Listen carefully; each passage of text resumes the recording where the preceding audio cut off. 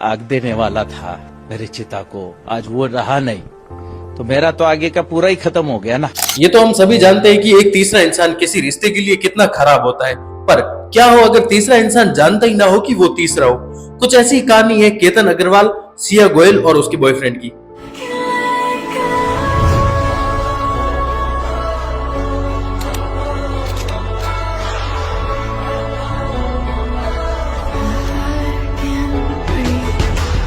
अगर सिया को केतन से शादी करनी नहीं थी तो क्यों उसने उसका प्रपोजल एक्सेप्ट किया, क्यों उसने प्री वेडिंग शूट करवाया और 17 करोड़ का वेन्यू तक बुक करवा दिया।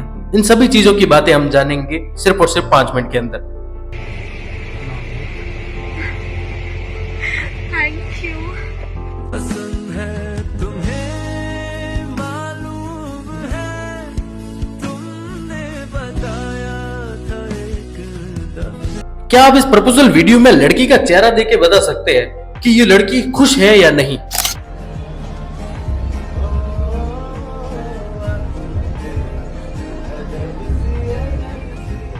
%99 लोग चेहरा देख के ऑब्वियसली यही बोलेंगे कि हाँ, अगर प्रपोजल एक्सेप्ट किया है तो खुश होगी। बस यहीं से केतन अग्रवाल का बुरा टाइम शुरू हो गया। 18 जून को सिया अपने बर्थडे वाले दिन केतन अग्रवाल को घूमने के लिए लोहागढ़ फोर्ट ले जाती है और वहीं वो अपने बॉयफ्रेंड के साथ मिलके उसको ऊंचाई से धक्का दे देती है, जिससे केतन अग्रवाल की ऑन द स्पॉट मौत हो जाती है। घर पर पैर फिसलने को लेकर एक्सीडेंट होने का बहाना बनाकर वो कई दिनों तक उसके लिए स्टोरीज लगाती रही। फिर आखिर में पुलिस को सिया पर शक हुआ और फिर कैमरा रिकॉर्डिंग और उसके फोन को ट्रेस करने के बाद ये पता लगा कि उसका एक और बॉयफ्रेंड है जिसका नाम है चेतन चौधरी। इन सब के बाद सिया को अरेस्ट कर लिया गया और फिर जब सिया से इस चीज के बारे में पूछताछ की गई तो उसने एक रीजन दिया, जो था कि केतन के बाल नहीं थे और वो विग लगाता था। मतलब अगर आपके सर पर बाल नहीं है तो आपको मारा जा सकता है। ये कैसा रीजन हुआ?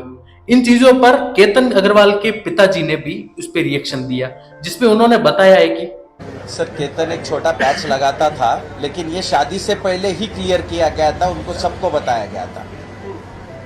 तो आपको लगता है कि ये कारण हो सकता है कि सर, ये क्या कारण है किसी बच्चे को मारने का? अगर नहीं पसंद था तो इनकार कर देते थे ना।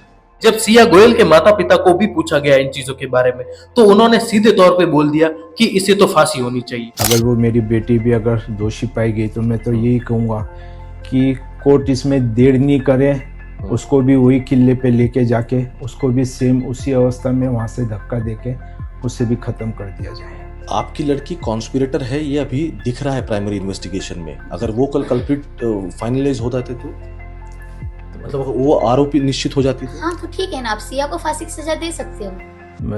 आप माँ हो उसकी? हाँ जी, अगर वो उसने ये मैं तो बोलता हूँ गलत काम किया है तो आप उसे सजा दोगे और जरूर दोगे।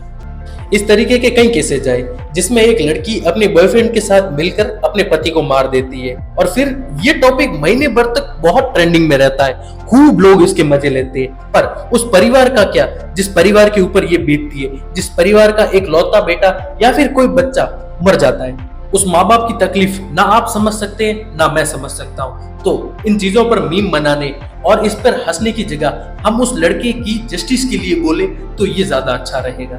बाकी आपकी सोच, आपका फोन और आपका समय, जैसे चाहे उसे बर्बाद कर सकते हो। आग देने वाला था मेरी चिता को, आज वो रहा नहीं तो मेरा तो आगे का पूरा ही खत्म हो गया ना। चीज से इनकार कर देते या जिस लड़के के साथ उसका जो भी अफेयर चल रहा है कहीं से भी एक फोटो हमको भेज देते तो भी हम कैंसिल कर देते। इन लोगों की इतनी क्रूर मानसिकता है कि किसी का 26 साल का लड़का इनके थोड़े से अय्याशी के लिए मार दिया जाए। बाकी ये आखिरी सलाह उन लोगों के लिए जो ऐसे कांड करते हैं कि अगर आपको किसी रिश्ते में नहीं रहना है तो आप सीधे तौर पे मना करके उस रिश्ते से फ्री हो सकते हैं, पर ये कोई सॉल्यूशन नहीं होता है कि उसकी जिंदगी ही खत्म कर दो।